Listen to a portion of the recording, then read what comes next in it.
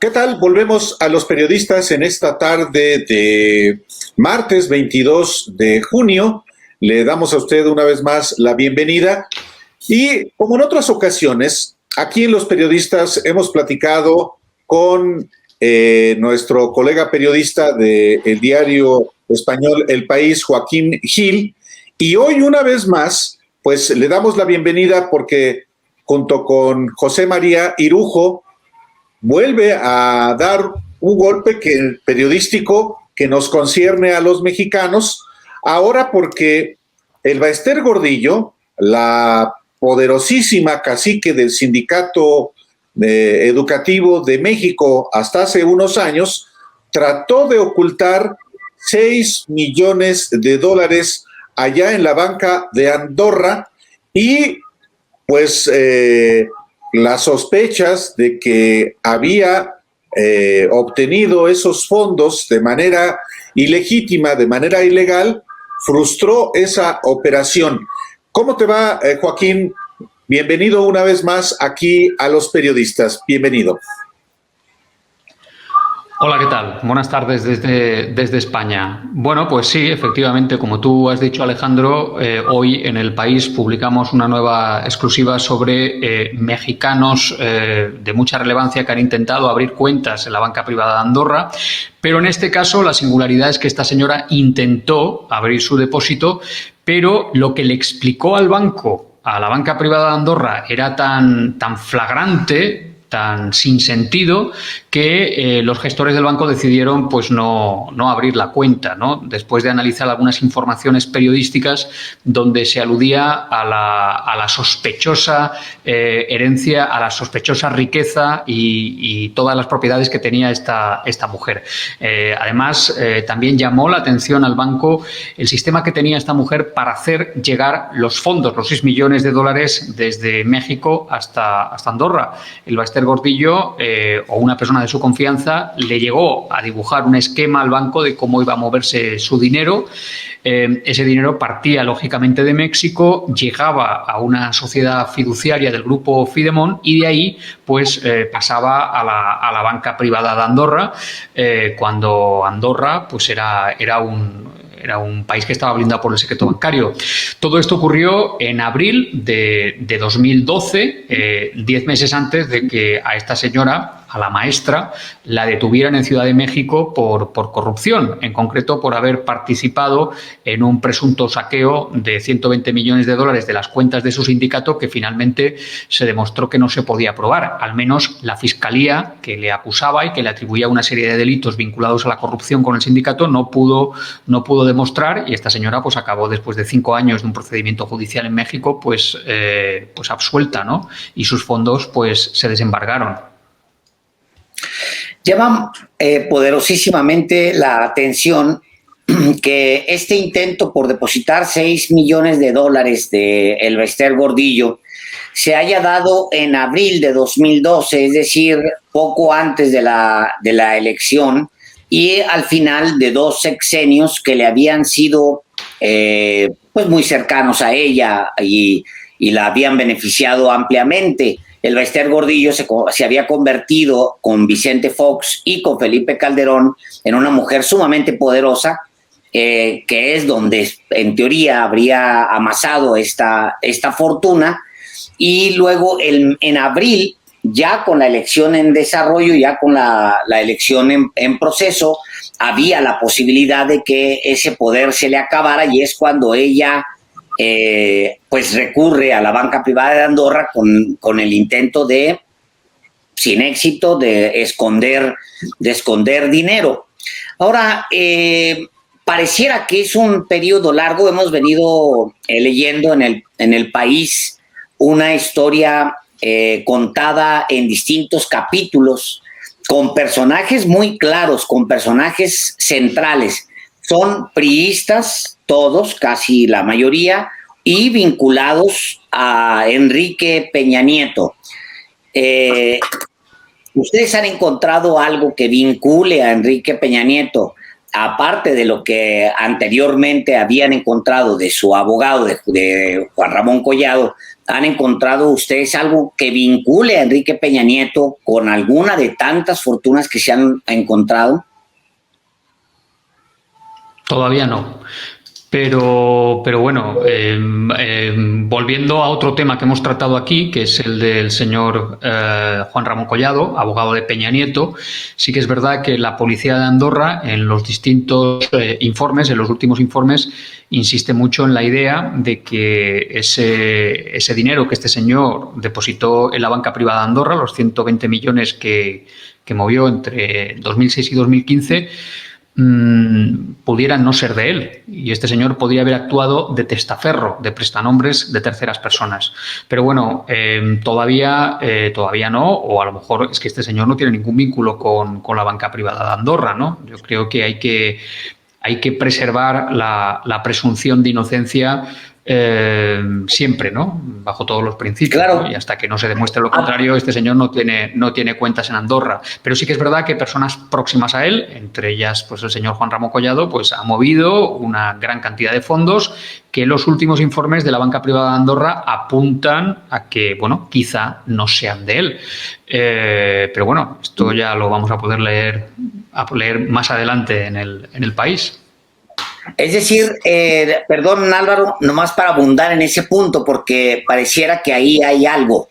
Yo sé que tendrás mucho guardado y que están ustedes en un proceso de investigación que ha durado además años. Es posible que ustedes dos, tanto José María Irujo como Joaquín Gil, con quien hoy conversamos, hayan revelado más cosas de lo que ha revelado la Fiscalía en los últimos años. La Fiscalía y la Procuraduría en los últimos años, sobre estos personajes al menos.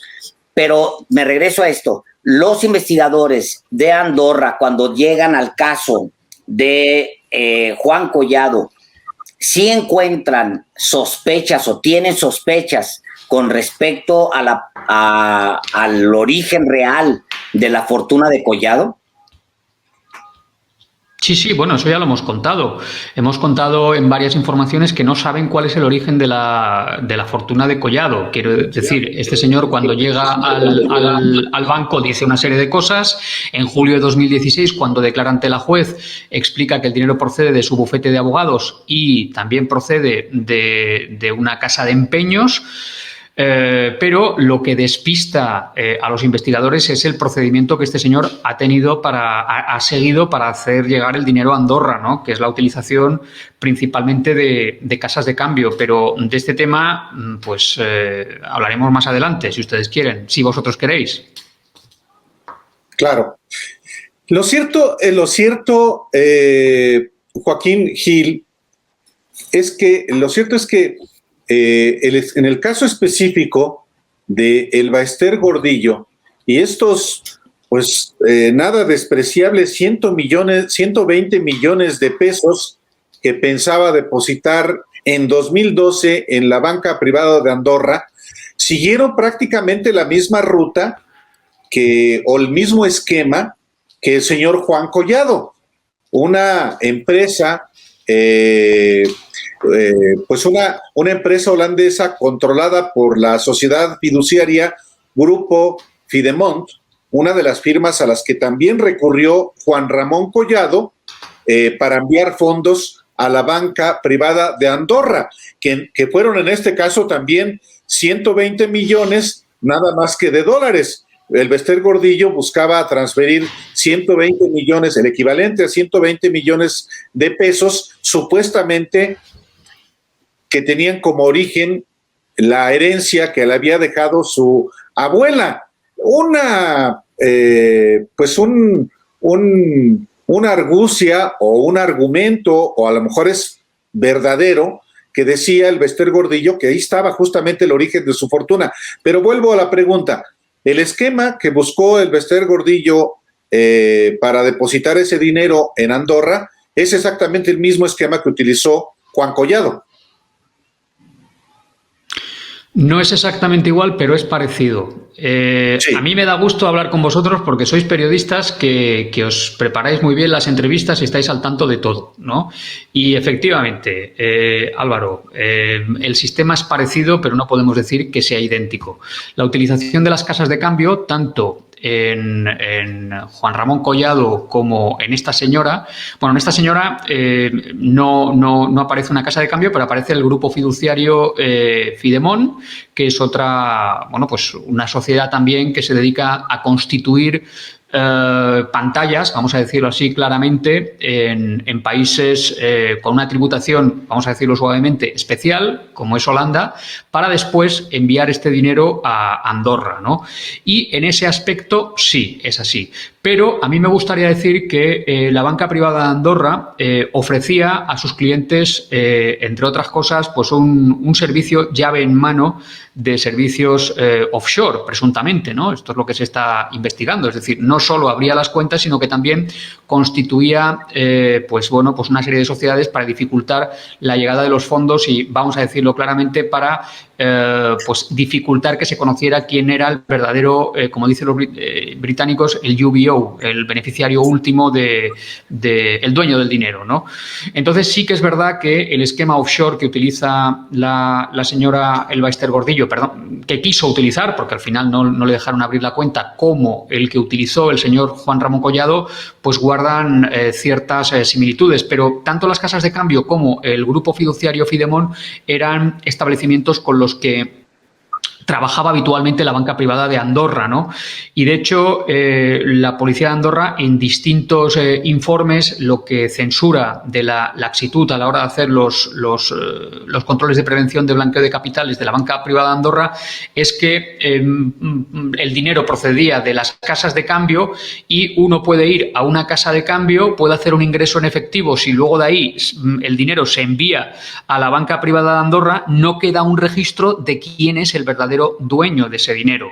Yo digo que el dinero es mío, pero oiga, entrégueme usted el comprobante o el recibo, como decimos en España, de esos ingresos en las casas de cambio que luego se transfieren a la banca privada de Andorra, ¿no? Digamos que había toda una estructura offshore de la que se benefició el señor Juan Ramón Collado, que en fin, lo del señor Juan Ramón Collado pues es de película, ¿no? Si analiza todos los sistemas que utilizó para hacer llegar el dinero a la banca privada de Andorra, ¿no? Me regreso al momento en el que le dicen que no a Elba Ester Gordillo y a ella le dicen básicamente que su fama es muy mala y que tienen muchas dudas con respecto al origen de su fortuna. Ustedes citan un documento, un acta confidencial del 19 de abril del 2019, donde le dicen que el patrimonio de la familia de la señora Gordillo se ha generado por la posición política de ella, es decir, pues porque ella era una mujer muy, muy poderosa, en ese momento todavía lo era, vendrá su caída y parece que caída definitiva, pero en ese momento era una mujer sumamente poderosa, encumbrada por Felipe Calderón, sobre todo por Felipe Calderón, pero también por Vicente Fox, que es quien la jala pues, a trabajar casi de la mano de la presidencia. A ella no le preguntan tanto el origen de su dinero como sí le cuestionan la mala fama que le precede Joaquín Gil. Bueno, ellos lo que dicen, los de la banca privada de Andorra, el Departamento de Compliance, de Prevención de Blanqueo, es: esta señora dice que el dinero procede de la herencia de su madre. La mamá de Elba Ester Gordillo era maestra en las comunidades indígenas de Chiapas. Y Elba Ester Gordillo dice que la deja una herencia de 6 millones de dólares. Entonces, evidentemente, pues eso no tiene ni pies ni cabeza.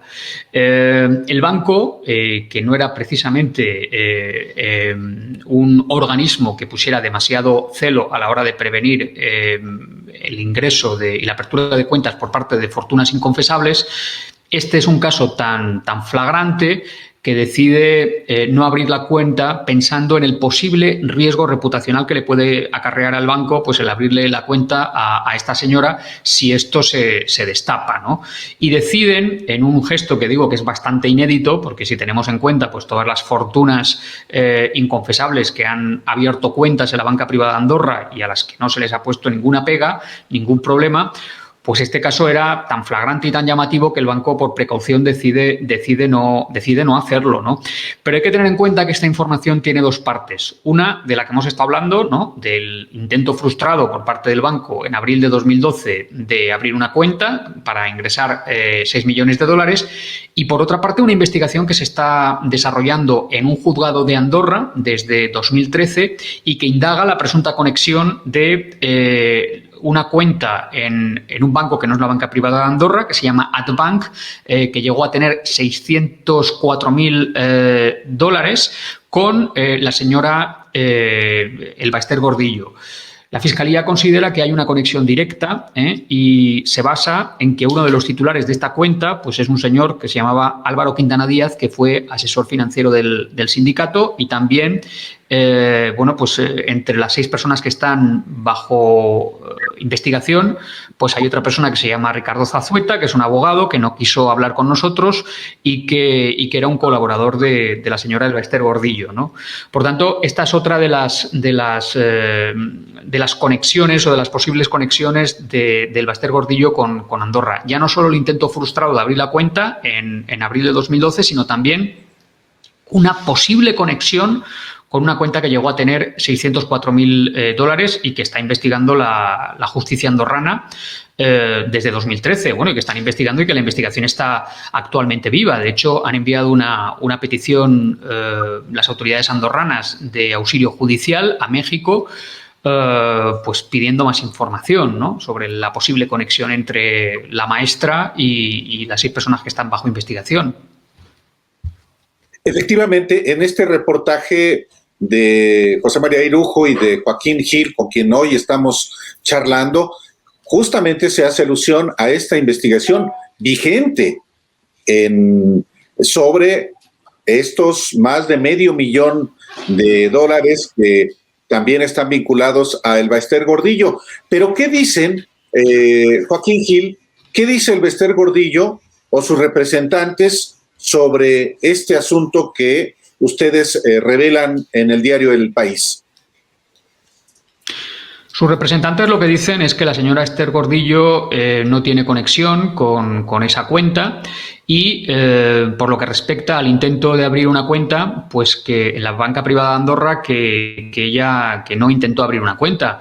Lo cierto es que esto se contradice con el contenido del acta confidencial del Departamento de Prevención de Blanqueo de la banca privada de Andorra que publicamos hoy en El País, donde sí que hay pues una serie de anotaciones referidas a esta señora sobre cómo incluso llega a facilitarle al banco documentos sobre la herencia de su madre para justificar el origen de los fondos y también su pasaporte y una serie de documentación. Es decir, no se quedó en una llamada por teléfono de oye, ¿me dejáis abrir una cuenta? Se quedó en que o la señora Gordillo o una persona de su máxima confianza en la que delegó o le dio poderes fue al banco, facilitó esta documentación y el banco, después de tener acceso a esta documentación, pues dijo que era muy arriesgado abrir una cuenta a esta señora porque el origen de sus fondos pues no estaba claro, ¿no? Sobre todo teniendo en cuenta que pusieron el nombre de esta señora en un sistema que tenía el banco que se llama WallCheck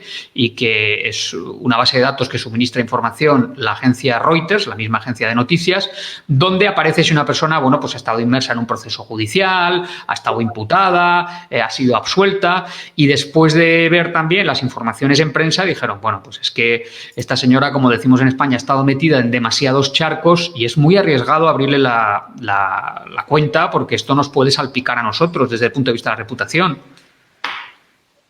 Ya para que lo diga la banca andorrana, pues es mucho decir con alguien como Elba-Ester Gordillo. Por supuesto. Caray. Claro.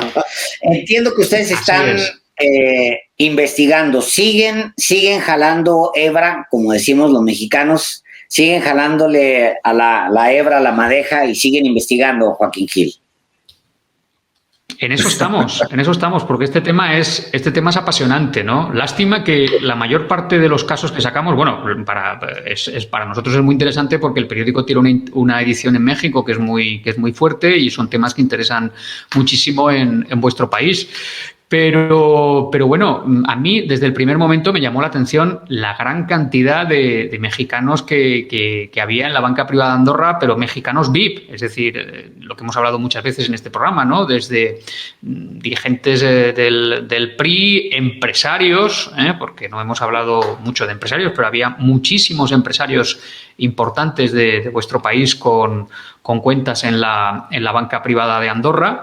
Y sobre todo, bueno, pues una labor de captación de clientes por parte de un señor que era el delegado en México de esta entidad financiera, que era Joan Marmasón, que la verdad es que hizo, bueno, muy buen trabajo. Lástima que, bueno, que la mayor parte de esos clientes que luego captó, pues se han visto inmersos o en investigaciones judiciales o acusados de corrupción, con lo cual, como comercial fue muy bueno, pero desde el punto de vista de atraer a clientes que podían causarle problemas a la entidad financiera, pues no fue tan bueno. Claro, tanto Joan Marmasón como el banco, cuando abría las cuentas de todas estas personas, lo hacía pensando en que sus casos nunca iban a aflorar. Nadie pensaba que el banco iba a ser intervenido en marzo de 2015 por un presunto delito de blanqueo de capitales y que todas las actas confidenciales de la entidad financiera iban a acabar en manos de un juzgado, bueno, al menos las que revelaban posibles delitos, ¿no?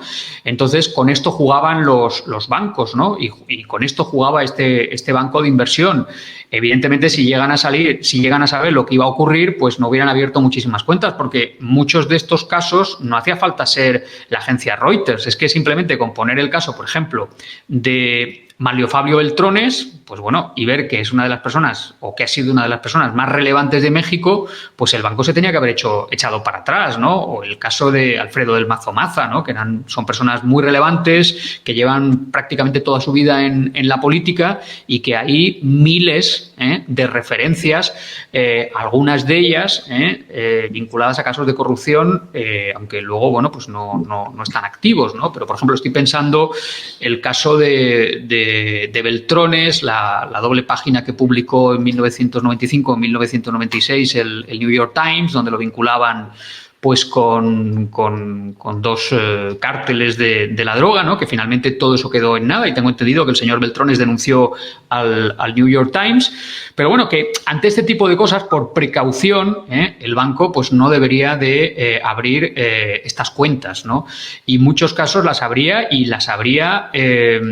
sabiendo que estas personas estaban ocupando responsabilidades, es decir, que eran, como llaman los bancos, PEPs, Politically Exposed Persons, políticas expuestas políticamente, ¿no? Es decir, que han ocupado cargos o que han dejado de ocupar cargos recientemente y que, por tanto, deben ser objeto de una monitorización especial. El banco no lo hacía y prueba de ello es que ahora mismo pues, hay un juicio que se está desarrollando en Andorra sobre las presuntas negligencias que cometió el banco en relación a la apertura de cuentas de personas que no deberían de haber sido clientes ni de este banco ni de cualquier otro banco de un país blindado por el secreto bancario, ¿no? Porque evidentemente había muchas sombras sobre estos clientes, ¿no?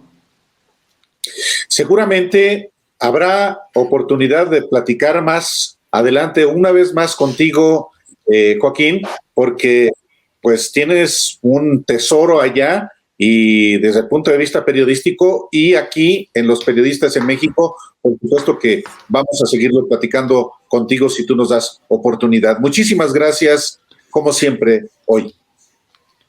Muchísimas gracias a vosotros por vuestro interés y hasta la próxima. Gracias, un abrazo grande. Un abrazo.